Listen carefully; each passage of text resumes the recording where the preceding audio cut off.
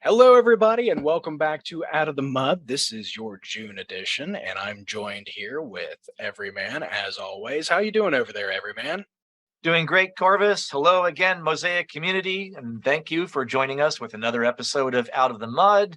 We talk to you here about Mosaic community things, things that are coming up on the calendar, upcoming registrations, ticket sales, things that relate to the Mosaic community and regional burns. Often we bring on a special guest. Sometimes we bring on leads that help organize Mosaic. And this month is no exception. We brought on Ranger Cheesepants. He's a brand new ranger with Mosaic and hasn't yet attended Mosaic. Hello, Ranger Cheesepants. How you doing? Doing great. How are y'all? Hanging in there, doing good. Good to see you. Like the pride flag in the background there. That's a nice touch. Thank you. Like, make sure everybody knows how I roll. It is National Pride Month. I do this 12 months a year. Just the other 11 months are Wrath Month. Nice. Very fitting. Yeah, so before we get into interviewing with Cheesepants here, just wanted to remind everybody that art grants are currently receiving registrations. You need to put in your forms for art grants, your applications, and we got the website for that right here. MosaicExperiment.com. Yeah, MosaicExperiment.com. Go to the art grants page. You can put in your application, and we do have 2 new art grant leads that will go through that application, get you approved, get you some money to get your art project in this year to bring to Mosaic. It's been 2 years since we've had an in-person Mosaic, so we have that art grant open. Very Kateri and Sean are our new art grant leads. Congratulations to them. If you talk to them on the interwebs or if you're social media friends of theirs, they're the ones that are going to be processing your art grant submissions. But please do get those in. We always look forward to seeing the art at the event. This is one of the biggest reasons why I love going to regional burns and Burning Man events in general, because you get to see artwork that you really can't so easily build inside of your house. When you're in an outdoor event, you've got a much larger canvas to work with. But I understand when you're working with a much larger canvas, you're working with a much more expensive project.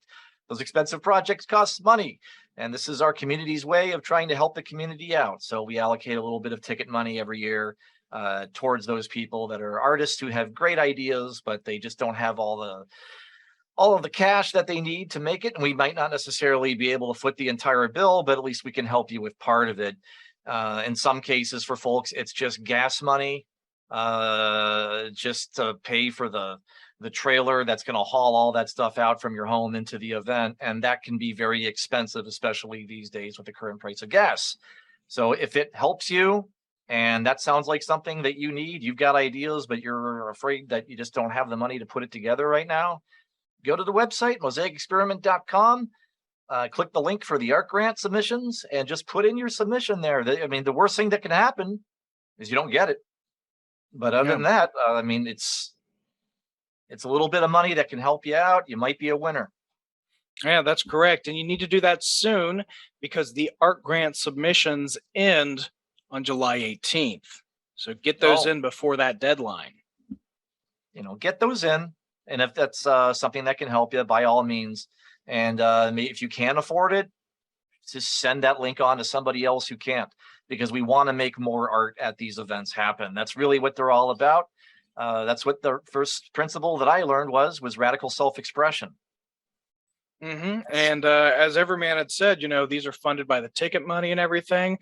Tickets are live right now. We've got our tier 1 tickets on sale. So get your ticket quick, because we moved to tier 2, which has a little bit of a price bump, about $15 starting July 1st if we don't sell out of these tier 1 tickets first.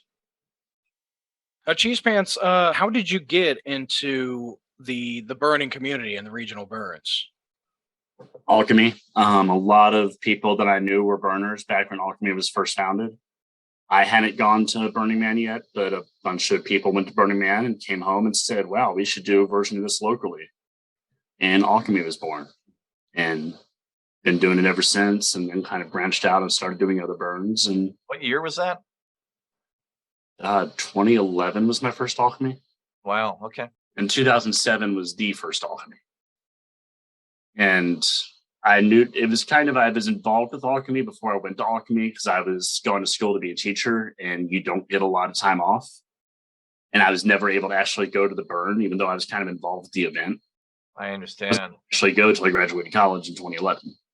Yeah, that's the problem of working in academia is Burning Man coincides with the school year beginning. So a lot of those folks are screwed. And that's where the regional events really shine because they're happening at all kinds of various times of the year, generally not conflicting with Burning Man itself, because a lot of those people come back from Burning Man and then go to, they help organize their regional events.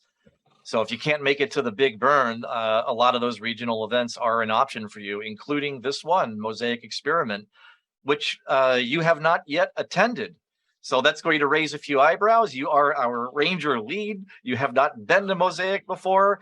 That's kind of why we're asking you some of these questions, so people get a feel for your background, how long you've been going to regional events, and your understanding of those smaller Burning Man regional events and the culture that surrounds them, and how we came to meet you.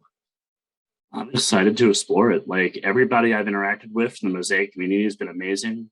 The virtual burn back in 2021, I felt like I got a chance to meet a lot of people and talk to them as well as you can through a computer. But, it was a great experience. And I know a few people from the Mosaic community that also do alchemy, like Tinker comes to alchemy a lot.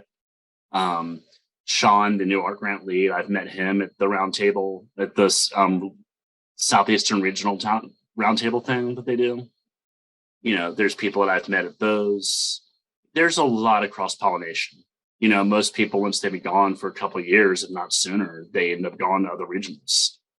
Like, that's true. I've been to Transformus. I led To the Moon for years. Euphoria, Ignite, Wanderlust. There's a ton of regionals, and we all tend to go to each other's burns. Yeah, that's the thing that really impressed us about you is you have a heck of a resume. You have a lot of experience. You're one of the most burniest people we know and haven't met in person yet. But you're right about the cross-pollination thing. It's not like these regional events are just static communities. They may have their own personality, and those burns absolutely have their own distinctions. But a lot of folks that go to Mosaic have also gone to Transformus, have also gone to Alchemy, have also gone to Scorch Nuts, have also gone to Frostburn. You just tend to have regions of burn communities. And so the burn community isn't just surrounding Mosaic or just surrounding Ohio. There's the Lakes of Fire, there's the Michigan burn community there, West Virginia's burn community. You're a part of they call them the DSB, right? The Dirty Southern Burners. Yep. I got introduced to them through Alchemy. I was there only once, and I don't know if they're on the same site. I was at Alchemy in 2012. Oh, that year. Which I guess is the year that lives in infamy. That was my first year as a ranger. That was an interesting year. So we were there at the same event, didn't know each other yet. Yeah, it was also the biggest alchemy that they've ever had, 3,500 people. And huge. Because it was such a rough year, they've never tried to go that big since. They're like 2,000 now, and it actually will be on the same property again this year. Okay. They had moved land in 2015, but they're going back this year. So it's going to be an exciting year because we get to go back to the land that alchemy was on for the first 10 years. That is very special land for a lot of us in that community. You were rangering in 2012. See, this is what really gives me confidence is you've had rangering experience from a burn that size. And, like we won't go through the whole history of what happened that year for you folks, but it was a troubling year for alchemy. And that is a hell of an experience if you are on ranger duty when that stuff is going on. Especially being your first year. Imagine that. I mean, if you've been to some regional events, like it's not a perfect panacea. Humans are humans. Accidents do happen. Problems do arise. And that gives you a hell of a lot of experience. And that's talk about just jumping into the deep end of the pool. And that was just, that was 10 years ago. Mosaic Experiment is 450, 500 people in that range. So it's a much smaller event. It's easier to manage. It's a lot more family feel because it's not like everybody is within the same visual range as each other because the land is a lot bigger than that. But you do run into a lot of the same people when it's 500. It's very different when it's thousands of people versus hundreds. I prefer the smaller burns. Like I just got back from Ignite too. Memorial Day weekend, which is 600. And I enjoy the burns where you run into people over and over again. It's not like you meet somebody and then you never see them again because there's 3,000 people there. You get to actually get to know people because you keep running into the same people and you have those opportunities to have deeper conversations or to run into each other the next day and continue a conversation you started around a campfire the night before. Like you get a stronger sense of community, I think, at smaller burns. I think you're really hitting the nail on the head of the changing of emotions that I had over that. I used to really want regional events to grow to be the size that Burning Man was when I attended. I wanted it to be in the tens of thousands. I wanted everyone to experience what I experienced at Burning Man when regional events didn't exist. For those of you who don't know, and I've probably talked about it in past podcasts, but I've been going since 2000, 99, 2000. And I really wanted to have that when I came home. I wanted to see more of these. There's just something so special about it. And there is quite a difference when you start experiencing the smaller ones. It's like you're seeing what Burning Man was when it first began. And those are real special years, those formative years. And you start seeing the personality of the community and the region feeding that definition. So it's not exactly the way Burning Man started. It's different. It's a different community. It's a different feel. The personalities of that community, the skill sets that they have, the backgrounds that they bring to those events. And there's this popping up all over the place. I started realizing I can go to 4 regional events that are small for half the cost of going to Burning Man one time in 1 year. I can go to 4 regional events that are 400, 500 people, run into different people at every single one of those, see different art projects in every single one of those, but feel a better human connection. That's my favorite thing about Burning Man. When it's all said and done, I missed the people. I love the art. Never seen art like that in my entire life, but I really missed the people when I drove to the other side of the country. And even some of the bigger regionals have Burning Man scale art, like Love Burn down in Florida. They're up to like 7,000, 8,000 people, something like that. And they may not have as much huge art as Burning Man, but they've got stuff on that scale. Like you'll see some of those real big, giant buckyball domes. Those really impressed me when I first went to Burning Man. I'd never seen anything quite like that. And I started seeing those showing up at regional events just a few years into regional events existing. And those are still, again, like 400 to, oh, heck, there's regional events that are 50 people. I mean, we have like a smaller version of that with Atomic Chocolate when they come out to Reclaim. I was trying to think of the name of their, I didn't want to insult them, but Elements theme kit. The Atomic Chocolate Bar, which was kind of a central hub for both Scorched Nuts and Mosaic, both taking place on the same property. Yeah, it's right before you turn around the bend to start toward the back 40 is where they're set up at. It's just a perfect central hub, and there's gaming, tabletop gaming that goes on there seemingly 24/7. There's always activities in there. There's always chocolate. There's always stronger chocolate as an option if you wish. Oh yeah, waking up to the hot chocolate, the stronger hot chocolate was a definite boon to Sunday morning. The s'mores, the wide assortments of candy. They're just the friendliest people, but they're in this giant geodome. It's not a super giant geodome, but for a regional event, this is a fairly sizable geodome that Elemental created on his own. He researched this design, made it on a miniature scale, started making it on a large scale. This is a very sciencey, geeky thing that I love seeing happen. And this is the kind of thing that I've seen at Burning Man when I first started going there. and it's happening here, it makes me, why do I need to go? Why do I need to spend all that money going to the other side of the country? Sorry, Burning Man people. I don't mean to, if you love it, you love it. I've gone there and loved it. But I'm feeling that same thing and that same sense of awe on this regional, smaller scale. And you get to meet the artist and you get to talk to them at length because they're not in competition with 50,000 other people that want to ask them the same questions you do. Yeah, that's another thing too with the smaller burns. With rangering, you get to talk to some of the same people. You get to build those connections and stuff. Cheesepants, why don't you talk a little bit about, like, you said that Alchemy 2012 was your first year in rangering there at Alchemy or whatever. Talk about some of your experiences, how you became kind of a ranger full time. What a lot of people who see me at Burns don't realize is I'm pretty introverted. I'm not the most outgoing person. People refuse to believe that. They only know me from Burns because they don't realize that I go home from a burn and hermit for a month to recover from it. But my first few burns, even though I knew people, I had a hard time really finding my place. And I heard about ranger training before Alchemy 2012 and went.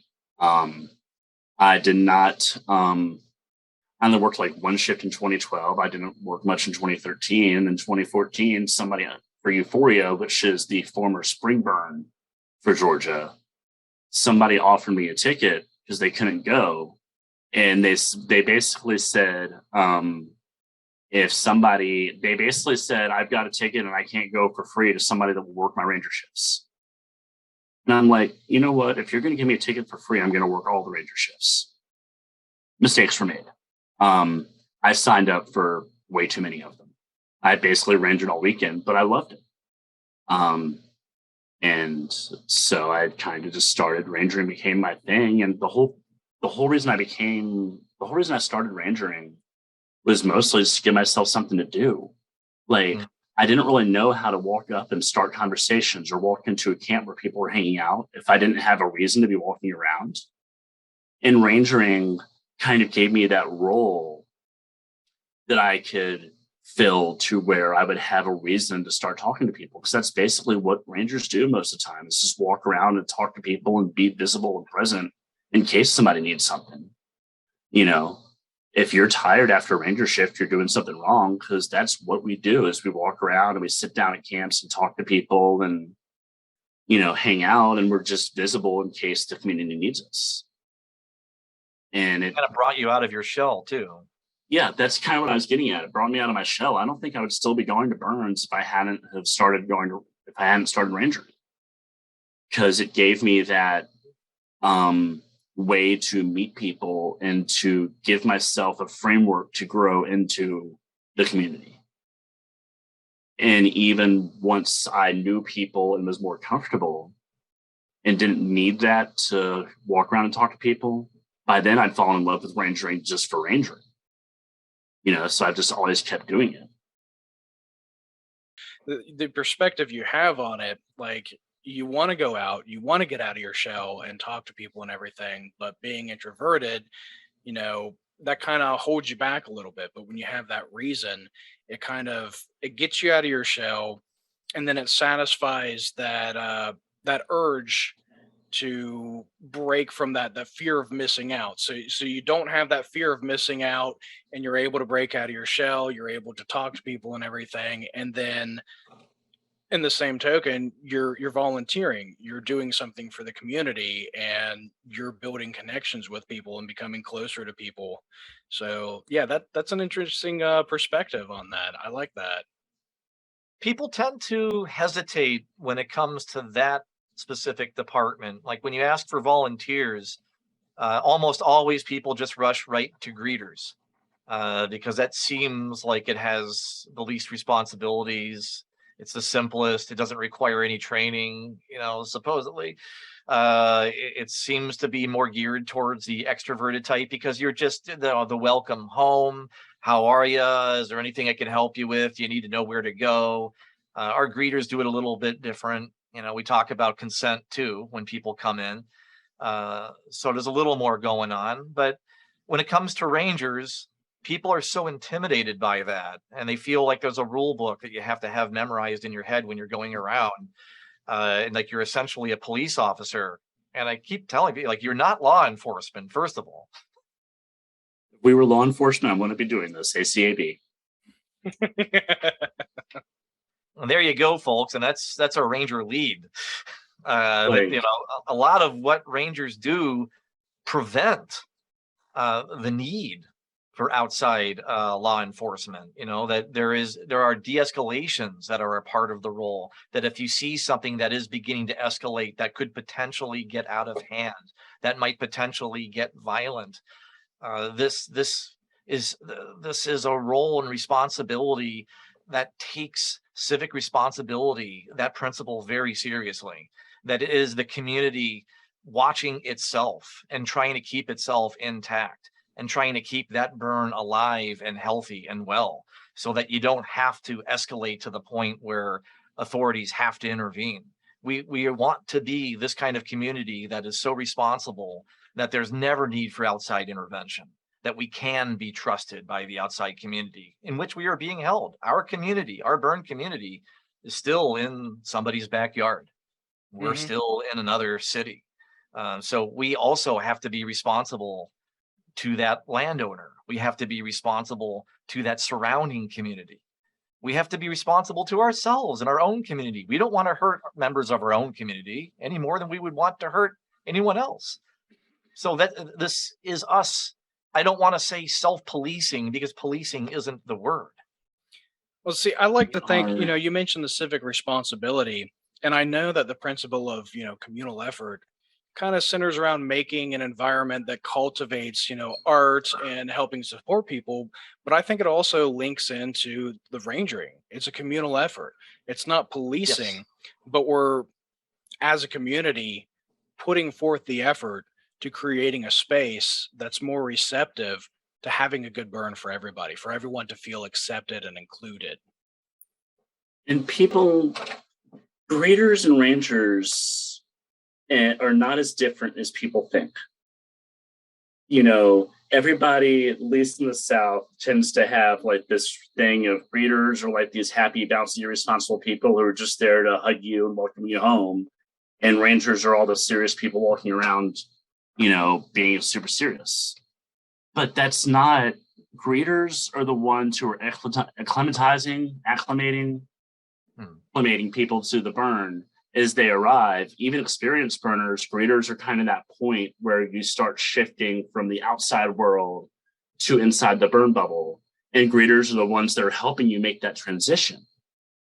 What rangers are doing is being visible. I've had countless interactions where I've helped people that were new, or people that were not quite where they, like, not quite themselves, get back to living within those principles and being good burners, through encouragement, not enforcement. And so there's that role of, we're kind of continuing greeters' work inside the burn, but we're also, there's this concept of the burn bubble, that we create this bubble, this intentional community where people can do radical self-expression, where people can be the people that they might not be comfortable being or might not be capable of being outside that bubble. Greeters help move people, help acclimate people from outside the bubble to inside the bubble. What rangers do is hold the bubble.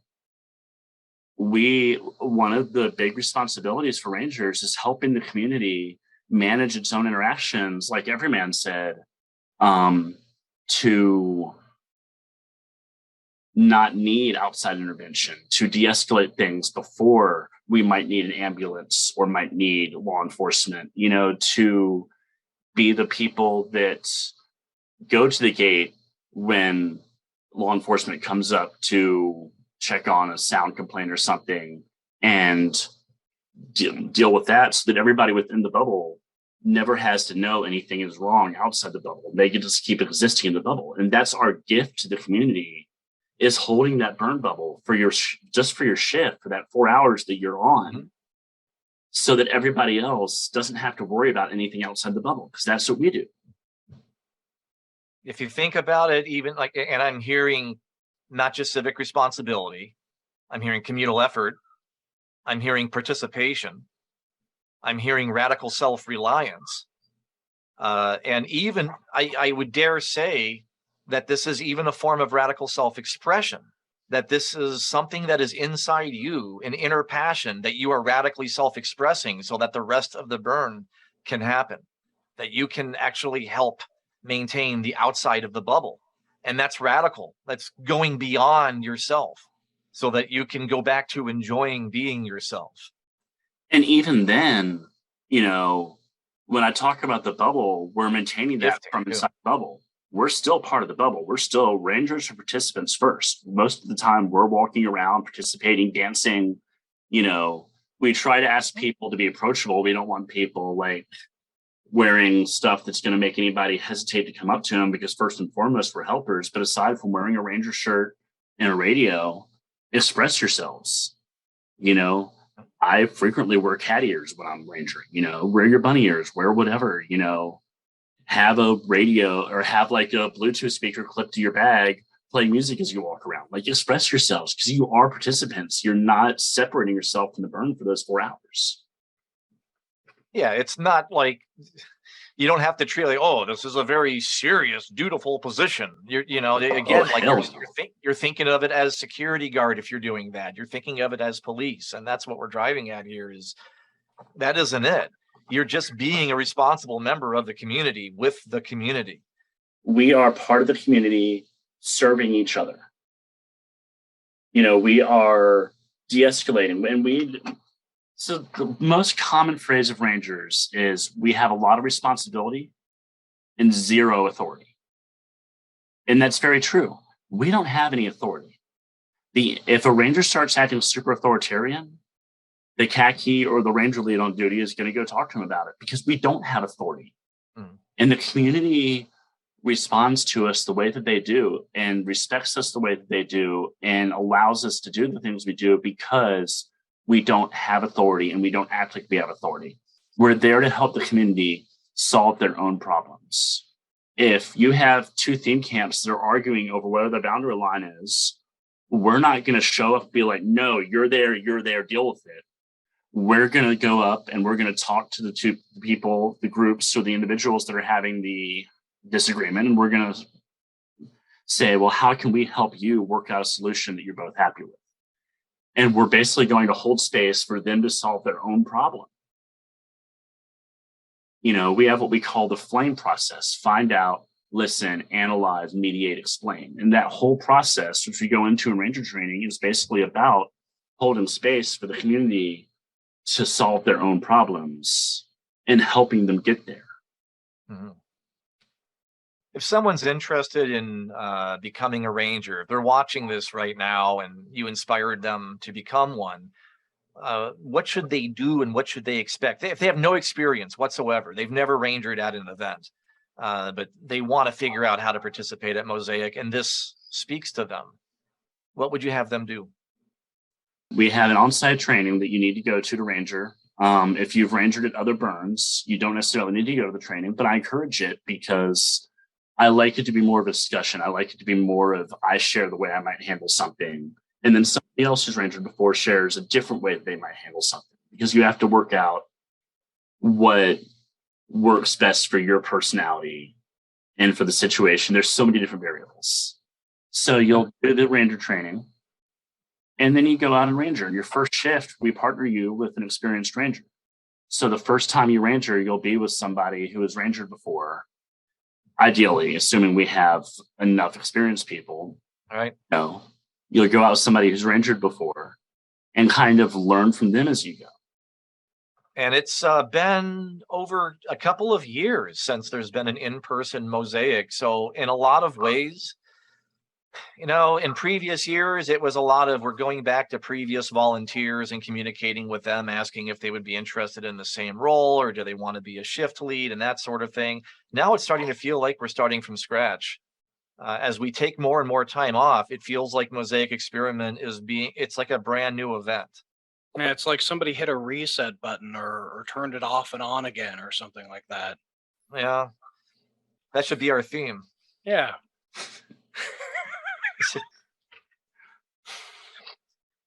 Not an inside joke, folks, but it's one that we love to tell on the inside over and over and over. We actually don't love to tell it. It just keeps happening. It just keeps. It's one of those accidentally. thinks I hated things. It's a phrase that just gets used a lot in the English language. And it's just very apropos for this event. But yes, it's now like we're resetting all of the individual departments and the way they're being run, because we're looking at them differently. Now we're 3 years more mature. A lot of these other events, as you said, Cheesepants, they all haven't happened either, or they barely happened, or they happened virtually. Mosaic happened virtually. So the energy has been kept alive, but the way we're looking at that in-person event is starting to change. And we're looking at consent culture a lot deeper. And we're looking at radical inclusion very differently in the past few years. Well, the world's changed. Since the last time we've been able to get a Burns, we've had a plague. We've had there's a much different societal view of things like systemic racism and what radical inclusion really means than we had in 2019. I mean, the issues were there, but it wasn't as large a part of the national conversation. And it wasn't quite as obvious to those of us who weren't directly affected by it. So it's radical inclusion, especially, it's a very different world than it was the last time we were able to gather in person. And we have to recognize that. It really is. And there were ways that we were finding ourselves burning in those years where the pandemic was happening, and keeping that burn alive. There are members of the community I know who have left, and they left to become activists. And they felt this is the way this is what Burns should be facilitating. And they joined burner culture because they were expecting to see more of this. They didn't see it. And they felt, well, I want to take that energy. I want to take that burner energy and really give back to the world. And that made me question, is that an either or thing? Is it something where you're either a burner or you're an activist? Can you be a burner and an activist? And then you came into our lives. That's right around the time you joined the Mosaic team as a Ranger lead. Thank you for doing that. I'll always thank you for doing that, because it's hard. It was really, really hard finding people stepping into these kinds of roles when the pandemic hit. And a lot of people were scared by any possibility of in-person events, and we were being very cautious. We canceled 2 in-person events because of that. But we understand that you are also a very activist individual, and that's not something that just happened in the past couple of years. You have been for a long time. I mean, it's mostly been the last couple of years, to be honest. I mean, I've done a lot of volunteer work in a long time, before now. But the last couple of years is when it's really intensified. And to be honest, I had retired, for lack of a better term, from at least burn volunteering, if not participating, to focus on activism when y'all had approached me about leading Rangers.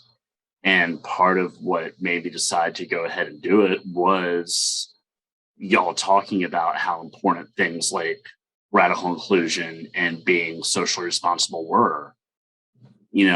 This was very evident very early that this was a type of burn that aligned with the types of activism that I do and the values that I have, which made me want to come do it. And that's where we started getting into we started really looking at radical inclusivity. We started looking at the importance of diversity within our communities, the importance of sticking up for those diverse people. And when we see them getting crossed, stand up for them. Don't just say that we're being more diverse, but actually show it, actively show it. When those challenges happen, when the George Floyd situations happen, don't be silent, because that does impact members of our community and therefore us, therefore Burns. And we did feel it was something really important that we had to stand for and we had to engage with. And also with the pandemic, we found it really important to stand behind the science and to believe the doctors on this, on getting vaccinated, to prevent spreading the disease to other members, the virus to other members of our community, because we wanted to keep our community safe. And we felt it was important to take a stand there. And that's where I wonder, when I said to you, you've been involved in activism a lot longer than the past couple of years. And you said you've been volunteering a lot more than the past couple of years. There's something in my brain that clicks and sees such a gray line between activism and volunteerism. That when I always thought that when you volunteer for a burn, you are being an activist in a way, because you're volunteering to help an experiment that is trying to, in a way, I don't know if it's actively trying to, but it ends up transforming the participants. And there's been some articles published lately that burns don't just temporarily do that. They permanently do that psychologically. When people say they're transformed by a burn, it isn't just a temporary thing. They are forever transformed. They bring that home. They bring practicing the 10 principles into their regular lifestyles. And that makes them more activists. They start becoming activists, which you have become. And I found that interesting that you discovered us at a time when I was personally struggling with whether or not burns could be activist burns. And where do you draw that line? You don't want to respond to every single emergency that happens and every single big story in the media. We've been struggling with that internally too. But there are times when the 10 principles get violated, when you start seeing inclusivity in the country being violated. Consent being violated. Absolutely. And one of the things I think burns do really well, we are a group of volunteers that are putting on a massive event and serving each other. And the skills that you learn doing that absolutely portray or absolutely translate to real world issues. To when you're somebody who's organized a 3,000 person regional burn, making that step to organizing protests and marches and rallies for abortion rights, or for protests against systemic racism, or protests for voter access, things like that. Like political organizing and community organizing are a very short step away from burn organizing. Mm-hmm. Or me, I serve as a street medic. And a lot of I wouldn't be able to do a lot of that. I mean, the medical stuff, yes, that was stuff that I had to take classes for and learn about. But de-escalation, conflict mediation, a lot of the things that I use every day as an activist, I learned at burns. I wouldn't be the activist I am today without that. So it's when you're looking for a way to take the burn out into the world, using the skills that you've learned, whether it's building things with DPW, whether it's mediating conflicts and de-escalating your rangers, whether it's, organizing teams and organizing burns and stuff, going to community organizing, whatever skills you have at a burn, look at how you can apply that in the real world for the real issues that we're facing: systemic racism, all the various consent issues that we have, bodily autonomy, immigration. There's so many areas in this country where civil rights and human rights are under attack, but the skills that we've learned in this arena can absolutely help us try to do good outside of this arena with stuff that real people are struggling with. Yeah, and I'm finding that I don't think I personally would be as emotionally or even feeling morally obligated and invested in some of these issues if it was not for burner culture bringing them to my attention. And one of the things that I've been struggling with for a long time is there is this, when you grow up cis white male and you live in that world, it takes a long time to see that there are other perspectives. And I kind of shut off those other perspectives, or didn't listen to them, or didn't believe them because it didn't align with my reality. But my reality is going to be different. My upbringing was different.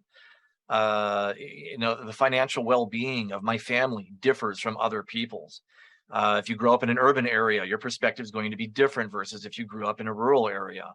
And you can't dismiss those points of view. There is a truth to all of these points of view. And if you just shut them all out and just listen to your own, you just implicitly become a bigot.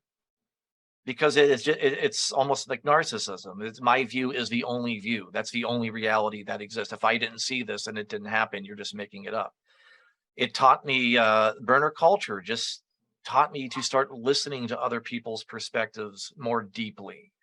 Just because their upbringing differs from yours does not make yours better, does not make theirs worse. That they've learned some truths that differ from yours, but you could learn from theirs. They could learn from yours. You could learn from each other. That's the beauty of these burns, are all of these different backgrounds, different personalities, different cultures, homogenizing, teaching each other. Only when they listen to each other. It's all just tiles to a mosaic, each perspective building a larger picture. And that really is why I love the name. That's where that came from. The mosaic of tiles, the mosaic of diversity, the mosaic of color, the mosaic of age. A mosaic of expression. Yes, and you mentioned being an introverted individual, Cheesepants, and it often comes up internally that we appear to be. We're a very introverted organization of leads, and that seems to be coming from the community because we're a very introverted community. For whatever reason that is, the Mosaic community always seems to be one of the most introverted, and that often gets mistaken for being cliquish. And that's just a side effect of being introverted. It's a little bit harder for introverts to feel comfortable getting out of their shells and just wandering into another theme camp or inviting people into their space because that's a little uncomfortable for them. These burns are their opportunities to get out of their shells, to experience a little bit more of the extroverted persona type. Introverted doesn't mean you are by definition that. It just means you tend to be that way. But you can change. You can let out that energy and you can be more assertive and aggressive and more extroverted, but then your batteries need to be recharged because that's such a new experience for you. Rangering is one of those ways to do it. Absolutely. And it gives you, like I said, a framework to interact and kind of build your way into who you want to be at the burn, if that makes sense. That makes so much sense to me because I feel so uncomfortable myself, even though I know all these people. I feel uncomfortable just wandering into anybody's camp, even if that camp is wide open. I don't feel comfortable walking into it unless invited.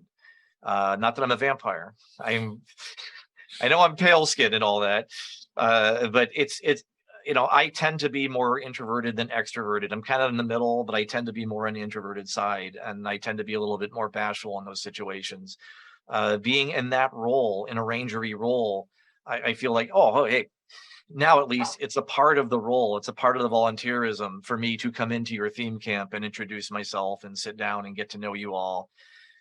It makes it a little bit easier for me as an introvert, I don't feel right going into your camp, no matter who you are. If you invite me in, or if it's an evening where I'm off duty and I'm boozed up enough, I might just stumble into your camp.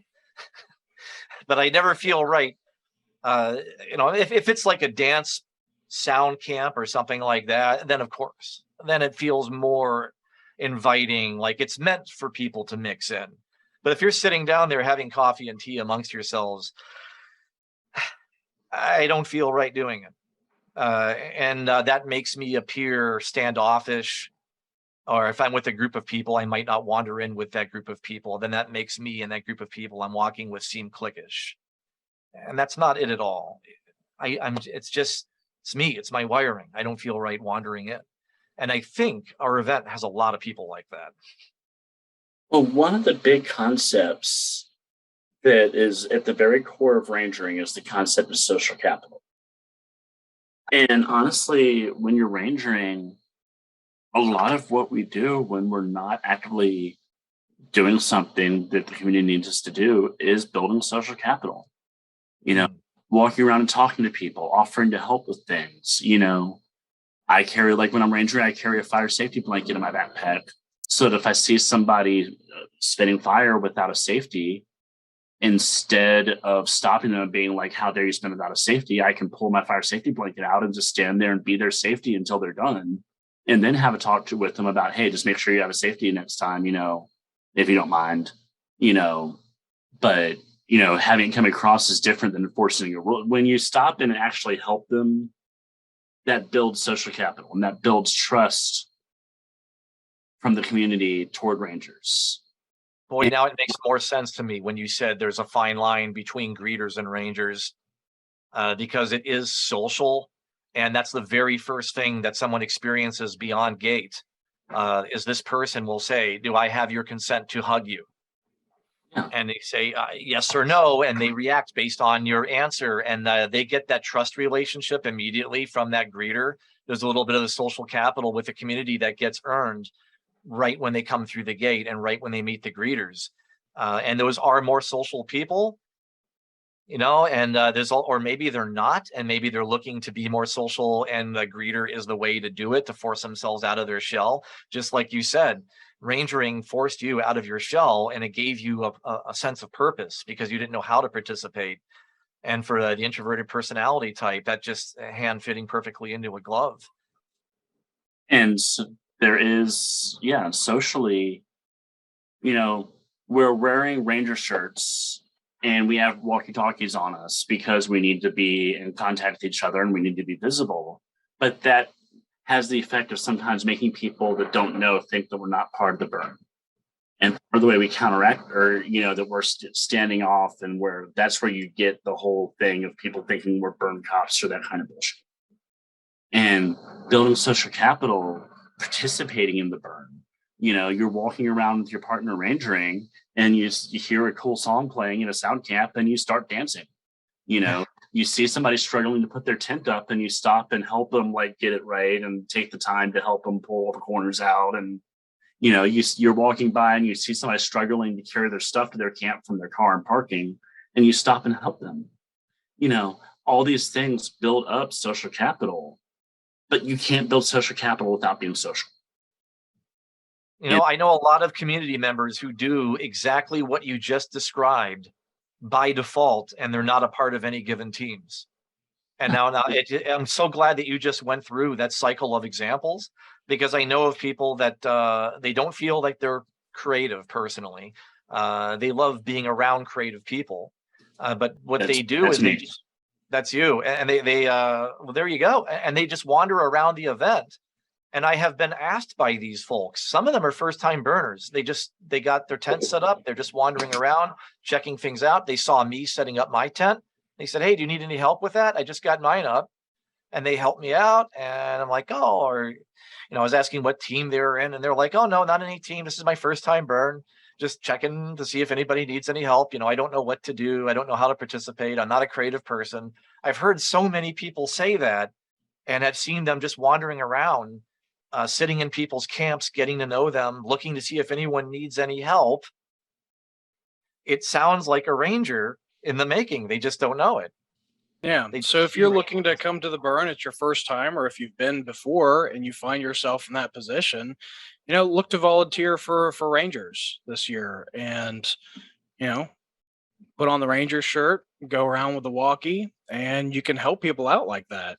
And you can be a part of it. And not only that, but you can learn more about what the burn is all about through the rangering experience. The what's the burn all about is a big question that I often, and I know people have been going to burns for years saying they're trying to figure out whether or not they are a burner. And they have volunteered for various teams. They end up, they're the most hardcore burners at these events. You see them around the effigy. You see them taking ranger positions. You see them taking perimeter positions. You see them working with DPW for 4 or 5 years, and they're still maintaining, I don't know whether or not I'm a burner. You're defining what a burner is by burning the way that you see fit. I don't know if there is a specific definition of what a burner is. What do you think? I would call myself a ranger before a burn. I would call myself a burner, even though I'm both. Because to me, rangering, I do that in the real world. I do that like it's a core part of my identity, is that helping people, is that always looking for how can I help, always looking in an emergency for how can I keep people around me safe, how can I help them. It's like I've always said, you have a lot of teams that have very set roles, but then all the stuff outside those roles, like I've always said, if it's a problem with like objects or pop-ups, like if it's a problem with anything but people, you just keep throwing DPW volunteers at it until it's fixed. Like if it's, DPW tends to get all of the stuff issues that don't really fall under any other team. But when it's a people issue, but it doesn't fall under any other team, you just throw Rangers at it until it's fixed. We get to do so many different things, because if it's something where they don't really know whose problem it is, it usually ends up as Rangers' problem. And I love that because you get to do so much different stuff.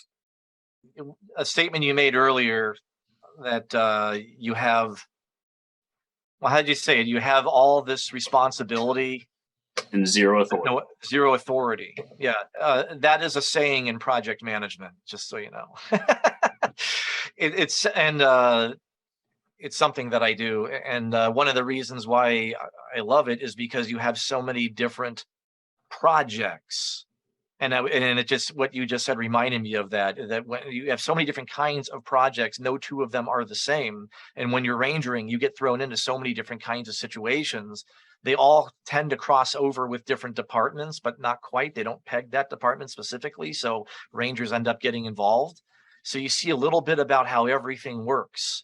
And you dabble in all these different parts of organizing a burn.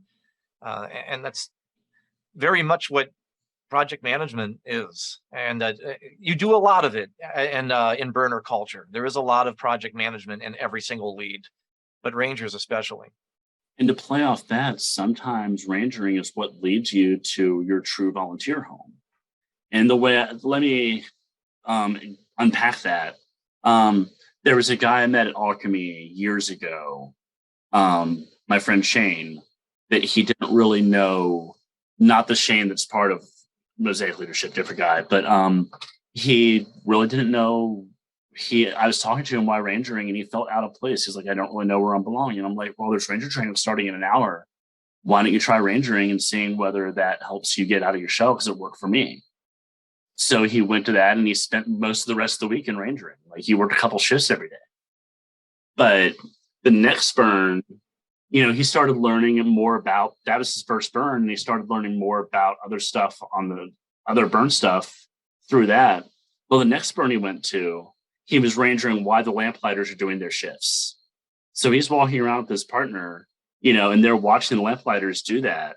And he's like, that's really cool. So the next day he signed up for lamplighter shift. And then the next day he worked another lamplighter shift. The next year he was the lead for lamplighters. And I hated to lose him as a ranger because he was so busy with lamplighters, he wasn't rangering anymore. But through rangering, he discovered lamplighters, and he loved the ritual of it. And he loved that. Had a passion for it. To the city. Yeah, that's a really good point. So like if you've been looking at a way to become a part of the Mosaic team, and you've seen where we're calling out for open lead positions, and you're not really sure where you want to fit in, we've talked about volunteering for DPW in the past and stuff to help set up the infrastructure of the burn, but to really set up the feel of the burn, to really know what it's about, to really find a position that might really call to you. Volunteer for rangers, and you might find that, yeah, you want to be a full-time ranger every year, or you might find another department where your true calling lies in that. Because we do have some open positions. We've been filling them. We've got more open right now, and you might not fill that position this year, but perhaps next year you might be our new lead for an open position because of your volunteerism for rangers. Rangers isn't even my favorite team. Are you saying you'd like to be a promo co-lead? No, but Rangers is home. But in some burns, it's the same. Some burns Rangers handle perimeter, and some don't. Like some burns perimeter is a separate team, and perimeter is my favorite thing to do. And I discovered that threw Ranger in. I still mostly Ranger because perimeter, you only need them for when stuff is on fire. But, perimeter is my favorite thing to do. I would have never done perimeter the first time had I not Rangered in a burn where Rangers hold perimeter. And perimeter, really quick, for people that have not been to a burn before, and you might be watching this podcast trying to figure out whether or not this is for you. That's the perimeter around the effigy that people cannot cross before the effigy goes on fire. At Burning Man, that would be the standing man that gets set on fire. There's a very, very large perimeter with essentially do not cross tape in a giant circle that goes around the effigy. And you would be a person standing there, maintaining it, making sure people don't cross. And to give a quick plug for perimeter, because that's my other passion. A lot of people are just like people are hesitant to volunteer for Rangers sometimes because they think that we're burn cops, so they don't really understand it. There's a lot of people that hesitate to volunteer for perimeter because they think, oh, I have to stand there with my back to the fire while everybody else enjoys it. I always I never encourage somebody who's their first burn to work perimeter. You should watch the effigy at your first burn. But I get more out of working perimeter than I do watching the effigy, and here's why. I love watching people's reactions. Me too. Being on perimeter and watching people watch the effigy is absolutely beautiful to me. Just seeing the awe and the excitement and the joy and sometimes the sadness, just like the full range of human emotions washing across all the faces in front of you, is beautiful to me, and also just the gift of holding that space and keeping people safe. If somebody gets emotionally overwrought and wants to get too close to the effigy, being that person there to remind them, no, you can't get any closer than this, is a gift to the community, but it's also a thing of beauty to me to be able to watch that. Yeah, that's exactly how I feel. And that's what brought me back to effigies. I had a number of years where I just got tired of it and thought it was more of a spectacle event. And the best part about the burn are the theme camps and the art installations and talking to the artists and whatnot. And why even have an effigy, and I've really come around on that because, many, many years ago, we had a fight over whether or not we should be an all ages event. And Burning Man's position on this is that's radical inclusivity. Like you're unfairly throwing out mothers is what's happening. You're making it a lot harder for moms to show up to burns if you make it 18 and over. And we had some arguments over the years, and the community wanted it to be all ages. And after that happened, and unfortunately we put it to a vote, but the community did vote in favor of making it all ages. It was that year I really paid attention to the effigy, and I paid attention to the children's reactions to the effigy, and their faces being lit up with awe because they never saw anything like that before, and they're going to remember this for the rest of their lives. I was so happy in that moment that we actually had that discussion and the community went the way that it did. Then that burn became important to me because that had an impact on that child. I got to experience that this past weekend because Ignite is a very structurally kid-friendly burn. It was created back Transformist, and it used to be all ages because the landowner didn't want it to be all ages. Right. They're on new land, it's all ages. But Ignite is the sister burn to Transformist and was created as an all ages burn for the people that wanted to go to Transformist to bring their kids. And I brought my partner and their 6-year-old son to Ignite last weekend. And it was the first time that either of them had been to a burn. And I made sure I was working perimeter, but I made sure that I was on the part of the perimeter facing where my partner and their 6-year-old son was. Watching that kid's face as he watched effigy was one of the 5 most beautiful things I've ever seen in my life. Yeah. It just melted me watching all the different emotions just cycle across this 6-year-old kid's face that has no idea how to be jaded. An adult might try to hide it or be cool or act like, this isn't that big a deal, even though we know it's bullshit. Right. Don't have that. He just was pure 100% reaction. It was awesome. And then seeing the parents reacting to their children's reaction is also, Yeah. it's right up there. It's an extraordinarily emotional experience for a lot of people. And that means more to me, like just watching them go through those emotions. And that is part of the role of being in the perimeter, because you're not just standing there facing everybody. You do have to be looking at people and looking at people that might try to break through. And I mean, and I'm sure I'll do a perimeter training on site too and talk to people about the things to look for. But sometimes people get very overwhelmed by the effigy and they want to move closer to the effigy than is safe. You know, there have been tragedies. We have lost a few people to effigies. It did not at Mosaic. Fortunately, never to burn that I've even attended. But there was Element 11. Yeah, that's what comes to mind. Burning Man itself back in 2017, where somebody got closer than was safe and unfortunately had a negative outcome. Yeah. And perimeter's there to protect people from themselves. Perimeter is the only volunteer position where you are allowed to make contact with another person because you do whatever you have to do to keep them out of the fire. I've been on perimeter 30 plus times and I've never had to tackle somebody. But it's always possible. Now, if if you're somebody who's just looking for a reason to tackle somebody, you shouldn't be volunteering for perimeter because that's the last ditch thing. But sometimes, like, it's a gift to the community of them knowing, even if I am emotionally overwhelmed, we will keep you safe from yourself. I like the term that you used, gifting, because that was another principle, it seems, that applies to rangering, that you are gifting to the community. I mean, really, you start going through all those principles and you can tick every one of them when you're a ranger. You get the full span of that Burning Man experience, including LNT. I always carry a moop bag. Moop, for anybody who hasn't been to a burn before watching this, mad or out of place. You know, I always carry an LNT bag when I'm rangering because just like greeters are educating people in the principles, rangers should be modeling those as they're walking around participating. So I always carry an LNG bag when I'm rangering so that, like, when I see something, I can pick it up. And not only that, but as a ranger, if somebody's their first burn, if they're more familiar with a different kind of setting for an event, and they may not be, really in the know of what LNT means for a burn, as a ranger, you can introduce them to that and let them know how important that is to the community so they can carry that on with them, not only within the burn while they're there, but into their daily lives when they go back to Defaultia. Yeah, that's what I mean by saying the line is so thin between greeters and rangers, because greeters get that intensive few minutes when somebody gets there to educate somebody on principles.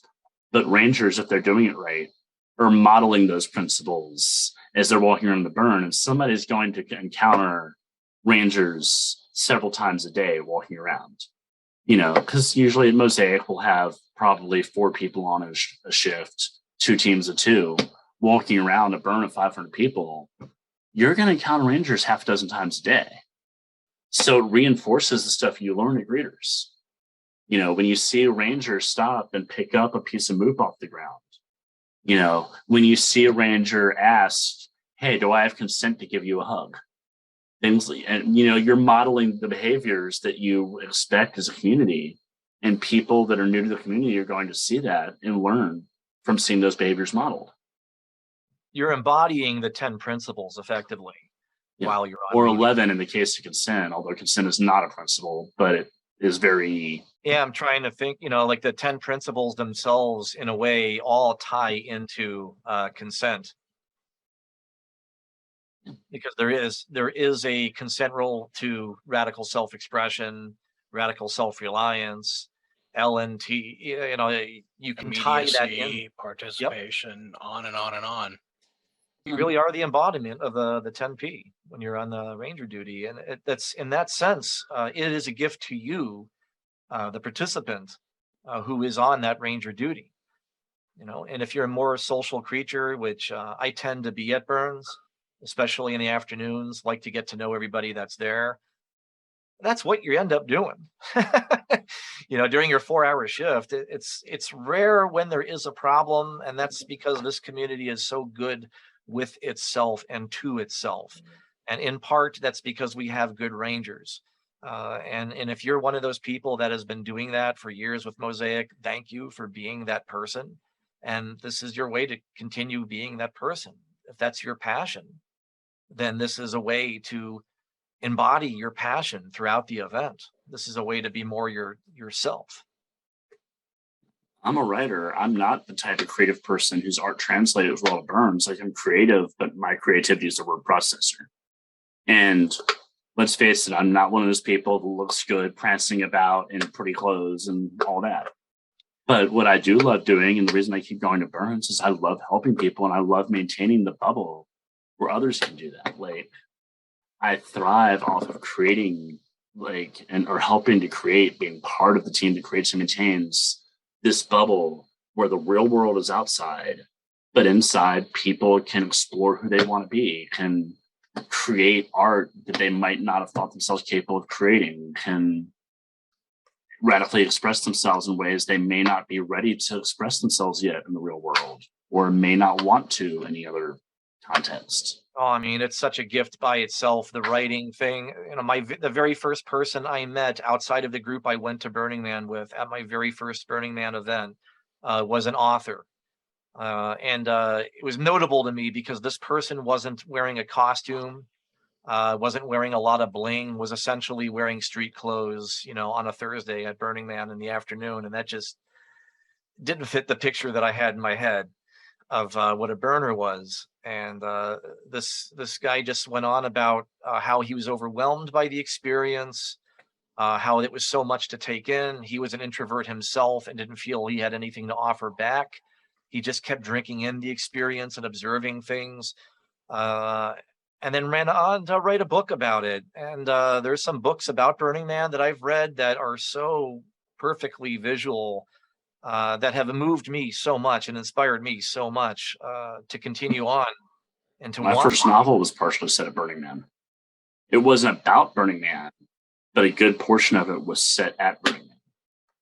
I mean, that's so much radical self-expression there, and giving back, and if you get inspired at a burn and that winds up in one of your novels, then that you did give back to the burn. And that's another way of stepping outside of the burn and keeping that burn going on 24/7.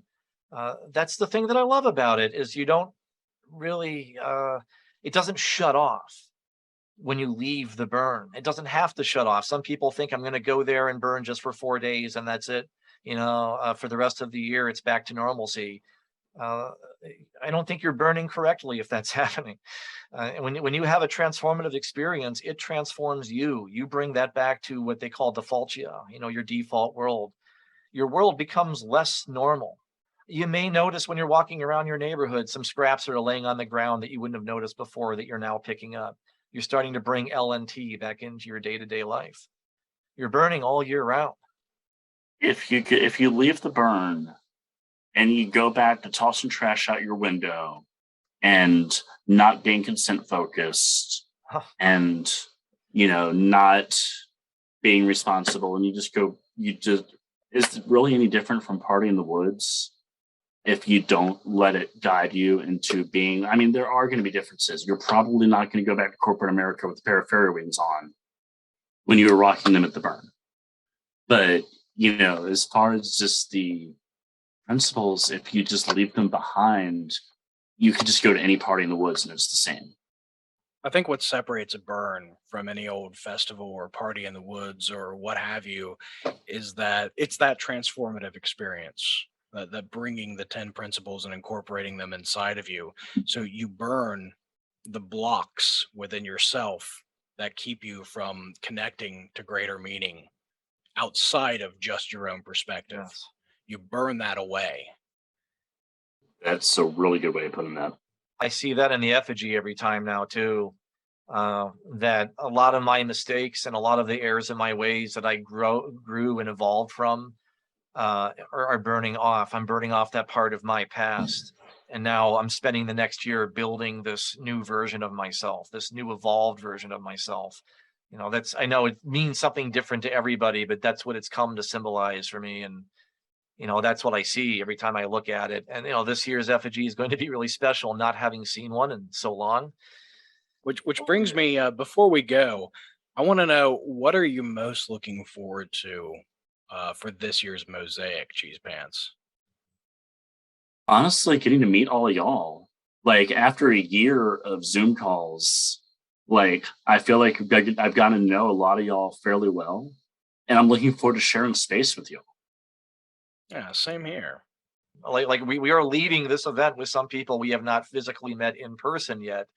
Such is the pandemic life. But yeah, that's what I'm looking forward to most is, the other leads and the community members, people that were leads last year when it had to cancel that aren't that have had to step back. There's so many people in the Mosaic community between the virtual burns or the virtual burn and the meetings we've had that I'm actually going to get to meet in person. Like I'm going to give so many, assuming consent is there, so many hugs. Yes. All the hugs.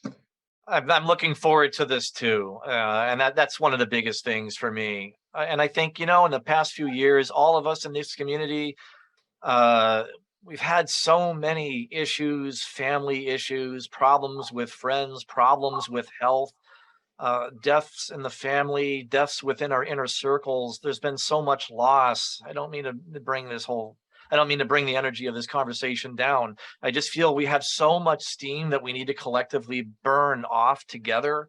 Speaking of the symbolism of the effigy, that I'm really looking forward to that the most. And I guess that means burning. Like I'm looking forward to burning with you all again in person.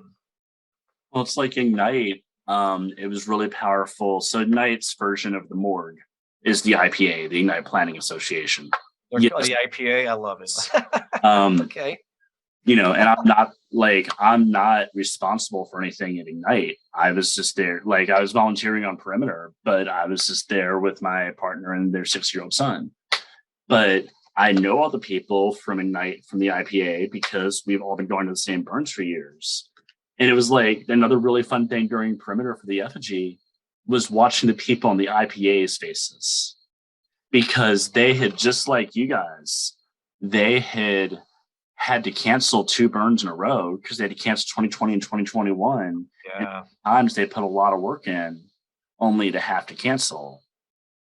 And yeah, watching the people who had planned 3 burns and only got to execute 1 react, just the reactions on their face were amazing. So I think I'm hoping that it's as joyous for y'all as it was for the IPA people, when you finally get to see that effigy burn and share that together as a group of people who have now had to cancel 2 burns. Yeah, just thinking about it is filling me with emotion. I can envision it. It's been a tough couple of years. Yeah. And I love talking about rangering. If there's somebody who watches this and they have more questions, email me. And I can email back. We can talk on Facebook Messenger. We can talk on a video call, whatever. I love talking about this team because it's what I love to do. Well, that's all the time we have for this month, folks. And just to remind you again, our Tier 1 tickets are currently on sale. Now, you want to get those fast because if they sell out, then they're going to be moving up to the Tier 2. If not, then as of July 1st, Tier 2 tickets will start in their sale, and that'll increase the price from $110 to $125. July 1st is also when we have our volunteer signups open up. And next up, July 18th, our registration forms for theme camps, various art that you want to bring to the burn, fire performances, any of your early entry forms, those open up. And that's also when the what, when, where submissions open up. So if you've got some kind of an activity planned for your theme camp, you'd put in a submission for that, and we'd have a calendar called the what, when, where that'll be available on the website before the burn. So you can make sure you can check out all the things you'd want to see there. That's also when art applications end. The deadline for that is July 18th. We definitely want to thank Ranger Cheesepants for coming on this month with us as a guest and spending some time this afternoon/evening. This has really been an engaging, enlightening conversation from a very inspiring person. You've been a blast. We'd love to have you on again. Thank you. I wasn't sure how well. I've got a face made for radio, so I wasn't sure how well I would do on this, but that's why we all get along so well together. If you all have ideas for topics, or if you'd be interested in being a guest, maybe you're an artist with a great idea or did a great something or another at Mosaic already, you can contact us at promotions@mosaicexperiment.com. Let us know that you're interested, and we'd love to schedule you and get you on this podcast in the future. And shameless plug, since volunteer signups are open July 1st, please email Rangers or reach out to me in Discord or in the Facebook group if you have any questions. Like I said earlier, I am always happy to talk to people about rangering and see whether it be a good fit for you volunteer-wise.